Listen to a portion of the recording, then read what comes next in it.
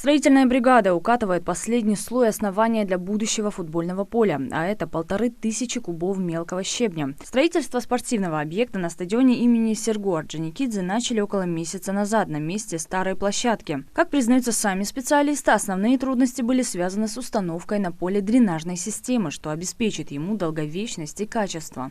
Снимается плодородный слой, потом идет установка дренажной системы.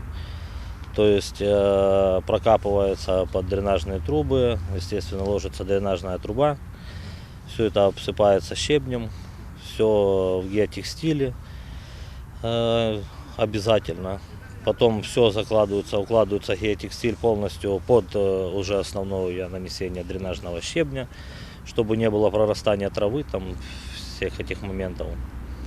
Вот. И потом идет уже 18-15 сантиметров, это идет дренажный слой, то есть 5-20 щебень, который специально для этого разработан. Большая проведена работа, поле, естественно, большое, то есть профессиональное, полноценник считается. Что еще? Поле подготавливается по всем современным технологиям, как полагается. Подрядчик привлек к работе специалистов из Краснодара. Юрий Торба, кстати, специализируется исключительно на строительстве спортивных объектов и за 15 лет своей трудовой деятельности построил немало футбольных полей по всей России. Профессиональный взгляд позволяет ему оценить качество покрытия. Искусственное покрытие, которое здесь будет лежать, вы видите, 60 миллиметров, 6 сантиметров высотой. Качество хорошее, видите, да, прошитое, все. То есть профессионального качества, не китайское, в основном таким покрытием застилают дорогие профессиональные стадионы. То есть непогоду не нужно бояться, да? Нет, она не боится ничего, ни мороза, ни снега, ни солнца, ни жары, не боится ничего. Это профессиональная трава, которая предназначена для профессиональных полей. То есть для ежедневного использования. Профессиональное футбольное поле площадью в 6250 квадратных метров с беговой дорожкой будет соседствовать с другим спортивным объектом, а именно новой воркаут-площадкой для занятия ГТО. Таких, кстати, в Малгобеке в скором времени появится 2 в рамках реализации федерального проекта «Спорт. Норма жизни» нацпроекта «Демография». На футбольном поле будут еще установлены беговые дорожки, плюс дополнительно будет построена воркаут-площадка. Мы сейчас находимся на месте старого футбольного поля, где здесь было футбольное поле с натуральным покрытием.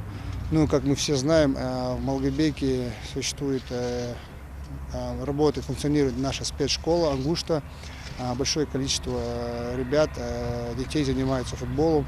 И я думаю, это для них будет такое хорошее подспорье, чтобы они вышли на новый уровень. И именно, я думаю, именно это футбольное поле, кстати, как таковым центром, да, тренировок и спортшколы «Ангушта», и для других детей, которым интересно заниматься футболом.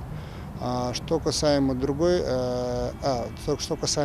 воркаут-площадки, мы тоже установим ее здесь, рядом с полем, и одна воркаут-площадка будет быть установлена в другой части города.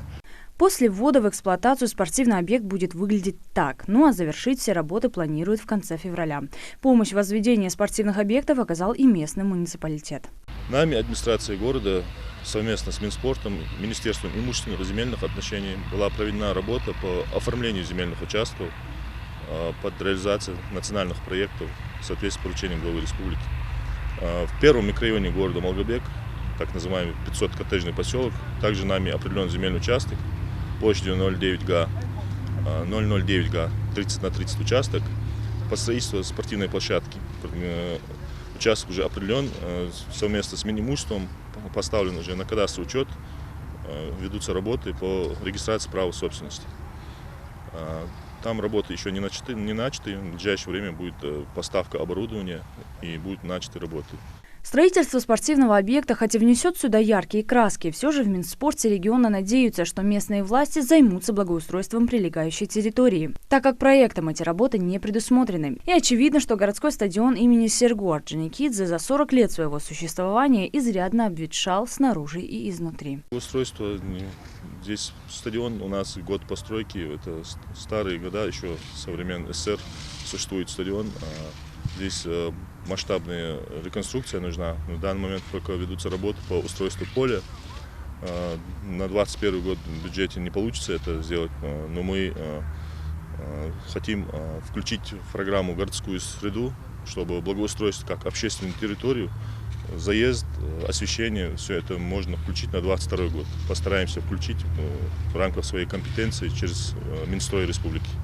2 воркаут-площадки и профессиональное футбольное поле скоро станут частью спортивной жизни горожан.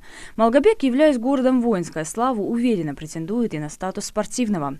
Далее Асканова, Адам Мережкова, Асхаб Белакиев, Новости 24.